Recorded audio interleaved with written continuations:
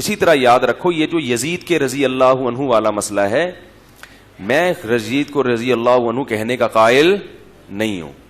Doctor Zakir Naik صاحب نے جو رضی اللہ عنہ کہا میں اس سے اتفاق نہیں کرتا ہوں. نہیں کہنا چاہیے تھا کہ ایسے متنازع شخص کو جس کے دور میں حضرت حسین کا قتل ہوا ہے.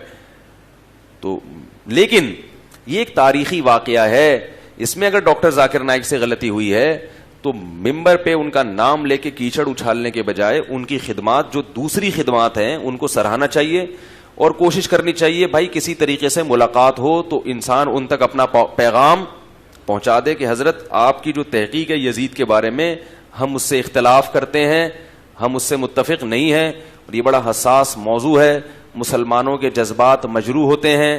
آپ لعنت اللہ نہ بھی کہیں تو کم از کم رضی اللہ عنہ نہ کہیں یا اس ٹاپک کو چھیڑیں ہی نہیں. ڈاکٹر ذاکر نائک ایسے آدمی ہیں کہ ان سے کوئی تمیز سے بات کرے مدلل تو وہ اپنی پچھلی بات سے فوراً رجوع کر لیتے ہیں. وہ یہ میں نہیں کہہ رہا بلکہ میں نے جن علماء کی بھی ڈاکٹر صاحب سے ملاقات ہوئی ہے وہ کہتے ہیں کہ حق پرست آدمی ہے، غلطی کرتے ہیں مگر رجوع کرنے میں پس و پیش بولو بھائی نہیں کرتے. تو جب آپ کو پتا ہے کہ ایک آدمی حق پرست ہے، دین کی تبلیغ کر رہا ہے، دین کی دعوت کا کام کر رہا ہے، اگر اس سے غلطی ہوئی ہے کیونکہ یہ تاریخی واقعہ ہے، انہوں نے جو کتابیں پڑھی ہیں ممکن ہے وہ پوری نہ ہو اس لیے رضی اللہ عنہ کہہ دیا. آپ کہہ سکتے ہیں کہ حضرت حسین کے قاتل کو کیسے رضی اللہ عنہ کہہ سکتے ہیں؟ بھائی وہ قاتل مانتے ہی نہیں. وہ الگ بات ہے کہ تھا یا نہیں، میں تو مانتا ہوں اس درجے میں نہیں کہ ڈائریکٹ قتل کیا، اس درجے میں کہ یزید کے دور حکومت میں قتل ہوا ہے اور یزید نے قاتلوں کو سزا نہیں دی، یہ بہت بڑا جرم ہے. تو لیکن یہ تاریخی واقعہ ہے، اس میں کسی کی تحقیق دوسرے کی تحقیق سے بولو بھائی. اگر ڈاکٹر ذاکر نائک حضرت حسین رضی اللہ تعالی عنہ سے معاذ اللہ نفرت کا اظہار کرے یا یہ کہیں کہ ان کا قتل معاذ اللہ صحیح ہوا ہے، پھر ڈاکٹر ذاکر نائک قابل ملامت ہوگا اور یہ غلطی قابل معافی نہیں ہوگی.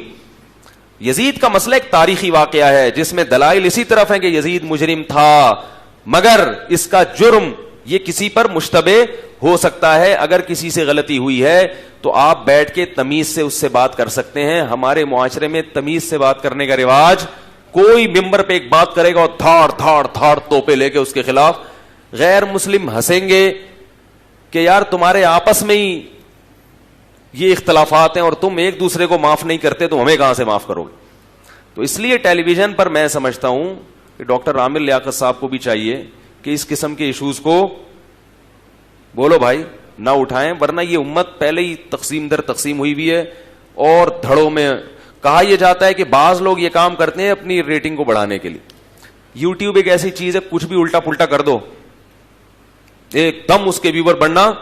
مثال کے طور پر میں آج بیان کر دوں کہ اسلام میں 4 شادیاں صحیح نہیں ہیں، ایک مثال دوں تو میرا یہ کلپ اتنا چلے گا نا، ٹرینڈنگ میں سب سے اوپر آ جائے گا یہ کہ یار مفتی صاحب نے بولا کہ اسلام میں 4 نہیں ہے. کوئی اور بولے تو لوگ کہیں گے کہ کوئی مسئلہ نہیں ہے، دیکھیں تو کیا بولا ہے، حالانکہ اس میں بیان یہ ہو کہ 4 ہی ہیں، یعنی لیبل ایسا لگا دیں آپ.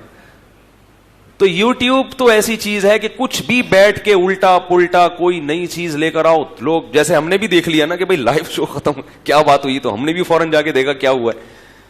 تو اس لیے یہ جو طریقہ ہونا چاہیے نا آپس میں بحث کا، وہ طریقہ یہ ہونا چاہیے. اول تو یہ اس طرح سے فروئی مسائل ٹیلی ویژن پہ لا کے ان سے بحث کرنا یہ مناسب نہیں ہے. عوام کی مینٹل اپروچ اتنی نہیں ہوتی کہ ہر آدمی کی بات سمجھ میں آئے، اس کے ادھوری باتیں ہوتی ہیں، کوئی تبصرے ہو رہے ہوتے ہیں. یہ مدارس میں علماء کی حد تک رہنا چاہیے. آپ کو جس عالم پر اعتماد ہے آپ اس کی رائے کو فالو کریں. اور اگر بات کرنی ہی ہے تو جو فروئی مسائل ہیں اس میں آپ اپنی رائے دیں، اور مجتہد فی مسائل میں دوسرے کی رائے کا، جیسے رفع الیدین کا مسئلہ ہے، آپ بتائیں میری رائے میں رفع الیدین ہے لیکن امت کا ایک طبقہ یہ ہے جو نہیں کرنے کا بھی قائل، اور ان کے دلائل یہ ہیں.